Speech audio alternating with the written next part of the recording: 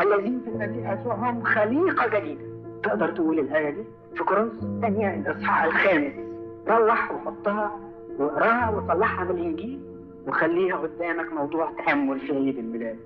الإنسان العتيق انتهى، الأشياء العتيقة انتهت. كفاية كفاية كفاية كفاية كفاية الماضي بتاعي وكفاية الضعف بتاعي. مش هو ده اللي عاوزني المسيح. لا يكفي أبدا إن أنا أجي أعترف قدام الكاهن وأقول له كل مرة أنا ضعيف أنا ضعيف أنا ضعيف. أنا عارف إن طلعتك ضعيفة، لكن كان يهمني جدا إن أنت تيجي وتقول إن المسيح عمل فيا عمل عجيب، رغم إن أنا ضعيف، رغم إن أنا قابل للموت لكن الآن لا أخشى الموت، رغم إن أنا كنت أناني بطبيعتي لكن الآن انطلقت من هذا القمقم وأنا دلوقتي في المسيح يسوع خليقة جديدة.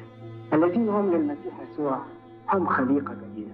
هل يا أحبائي يمكن أن يكون في وسط أولاد المسيح طبيعة ميتة؟ هل ممكن أن يكون قلب ضيق؟ هل تكون في العائلات المسيحية أحقاد؟ هل يكون قلب المسيحي قلب مغلق؟ هل ممكن أن يكون في الكنيسة ضعف في المحبة؟ هل ممكن يا أحبائي أن تكون أنانية؟